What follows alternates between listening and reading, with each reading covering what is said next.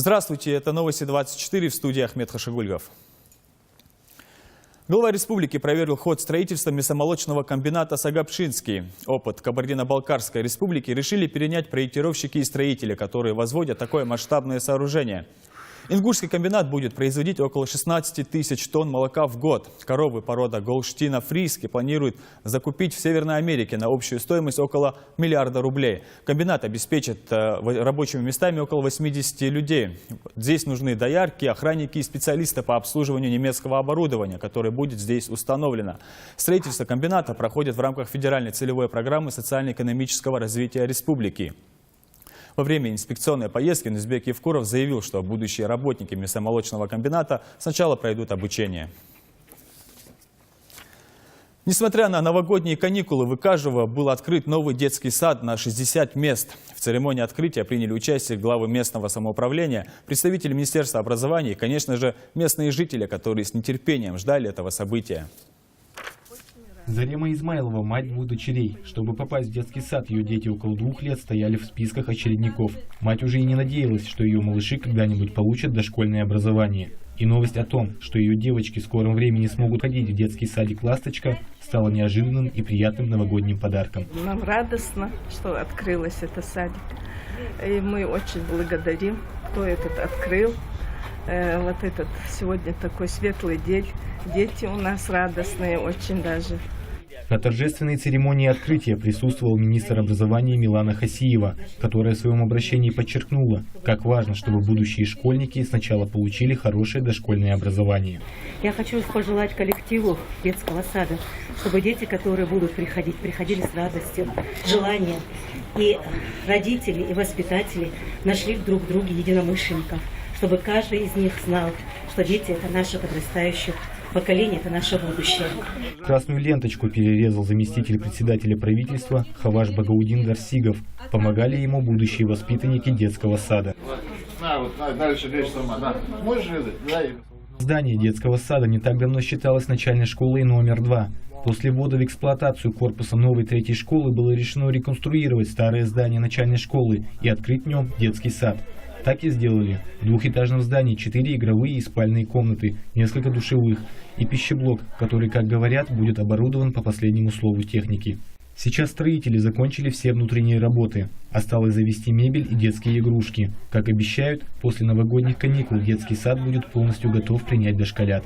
Тем более, штат полностью укомплектован профессиональными воспитателями и педагогами, которые ждут первых посетителей. Коллектив у нас прекрасный, все с высшим образованием, девочки все подготовлены, добрые, я так что заметила, грамотные, еще раз подчеркиваю, потому что я подчеркиваю еще раз грамотность, потому что это необходимо. Сегодня дети маленькие, когда они заходят в наш садик, они как бы поднимаются на первую ступень, это образовательную жизнь. И сегодня можно сравнить эти малыши, это как вновь посаженные саженцы. Всего для полного обеспечения детей республики детскими садами и ликвидации очередности необходимо построить 132 объекта. 23 из них планируется возвести до конца этого года. Магомед Измайлов, Рахман Цуров, Новости 24. Ткать ковры стало для нее делом всей жизни. Роза Тангиева из Плиева занимается любимым делом уже более 30 лет и никогда не сожалела о сделанном выборе. Наша съемочная группа побывала в гостях у мастерицы, и о ней наш следующий сюжет. Свой первый ковер Роза соткала, когда ей было 16 лет. Тогда для ее близких работа в качестве ученицы в небольшом ткацком цеху в Грозном казалась не более чем временным увлечением. А оказалось, что девушка выбрала профессию и образ жизни, призвание и хобби. Все в одном. 38 лет и ни дня сомнений. Меня втянуло то, вот эти рисунки, которые были закреплены за станком перед глазами старых мастеров. И вроде бы рисунки такие не яркие, незрачные, а ковер уже выползал яркий, сочный, насыщенными цветами, орнаменты. И вот это меня втянуло. У меня даже появились мысли, свои работы, уже свои рисунки. В коллекции Розы более 100 работ, молитвенные ковры и панно, большие и маленькие коврики с изображением природы и животных. Но гордость Розы Тангиевой – работы, посвященные Ингушетии. И мало кто знает, что эти шедевры из шерстяных ниток создаются в домашних условиях на ручном ткацком станке. Не люблю повторять свои работы. Много времени уходит на одну работу. некоторые работы есть у меня, даже есть, которые до года у меня времени уходит. Наблюдать за Розой во время работы – это особое удовольствие. Одухотворенное лицо, пальцы, творящие настоящее чудо из ниток. Она работает строго, следуя эскизу.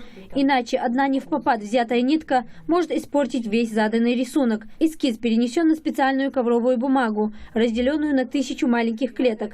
Когда ряд из кусков цветной пряжи связан и подогнан точно по схеме, его, если говорить языком ковровщиков, забивают специальным инструментом – колотушкой. На подготовку одного ковра уходит около полугода, на саму работу 2 месяца. Если в ковре более 8 цветов, то работа считается сложной. В композиции вовнушки, например, сочетаются гармонично 28 цветов. Ковры розы содержательные, ровно подстриженные с высокой плотностью ворса. Много раз завоевывали призы на различных профессиональных конкурсах, в том числе и в международных. На каждую тему выставки у мастерицы уже есть специально подготовленные ковры-картины. На выставку, которая откроется перед Олимпиадой в Сочи, она поведет 3 работы, 2 из которых уже готовы, а 3 на завершающей стадии. Я работаю вот этими вот нашими волнушками. Это я вот готовлю. В Сочи тоже должна успеть. Как правило, Роза работает одна, предпочитает делать это днем, так как только при дневном свете удается различить всю гамму цветов. Особое место в мастерской Тангиевой занимает станок, который своими руками сконструировали родные братья. Я работала на этом станке 15 лет, можно сказать, на этом станке. А здесь 2-3 раза больше ручной работы. Сложнее, очень сложно было. И мне даже пришлось немножко технологию переучивать на этом станке. Но, тем не менее, несмотря на все эти сложности, я работала на нем. Италия, Германия, Испания. Персональные выставки ковровщицы имеют ошеломляющий успех у зрителей разных стран. Но как настоящий художник, Роза Тангиева никогда не продает свои творения. Ведь каждая из них хранит не только тепло ее рук, но и историю ее жизни. Хадия Дельбиева, Ахмед Парчиев. Новости 24. Всю предновогоднюю неделю в Театре юного зрителя шел спектакль под названием «Новогодние приключения Гордади и его друзей». На этот раз артисты играли для детей с ограниченными возможностями. Вместе с ними театральной постановкой насладилась и Зарема Бекова.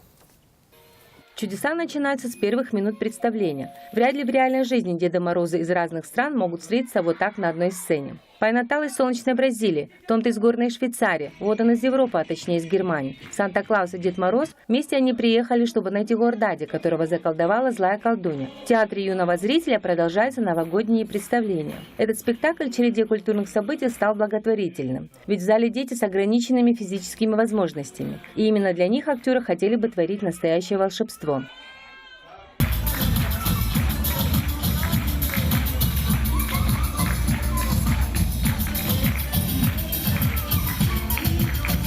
Их ожидает на пути немало трудностей. Приходится распутывать козни Горбаш, который очень не хочет, чтобы Новый год наступил. Но, как обычно бывает в волшебных сказках, добрые герои побеждают злых. И Деда Мороза со всех стран делает все возможное для того, чтобы праздник не был испорчен, и у них это получается.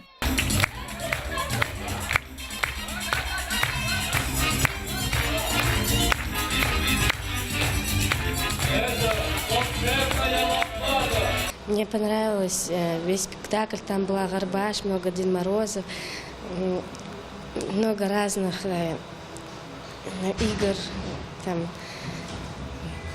много-много чего интересного. В какой-то момент для маленьких зрителей происходящее на сцене перестает быть просто театральным представлением. Дети в зале не скрывают своего восторга, принимают участие во всех действиях, подпевают знакомые песни, водят хороводы. Шестиклассницы Молотхан Биштоева рассказали о спектакле, и ей захотелось посмотреть новогоднюю сказку. Мне подруги рассказали, что они были на этом спектакле, сказали, что он был очень интересный, и я пришла сюда посмотреть. Мария Масканова, работника Республиканского центра дистанционного обучения, вместе с воспитанниками на спектакль пригласила руководство ТЮЗа. На этот раз актеры вышли на сцену, зная, что в зале собрались дети с ограниченными возможностями из всех районов Ингушетии. Детям очень нравится представление, потому что, находясь здесь в республике, многие дети не видят, как в других странах отмечают. Но мы сегодня их вводим в этот экскурс и знакомим с традициями других народов. После спектакля Дед Мороз и Снегурочка одарили детей подарками и поздравили с Новым годом. Зарема Бекова, Магомед Дидигов, Новости 24. Это были все новости к этому часу. Спасибо за внимание. Всего доброго.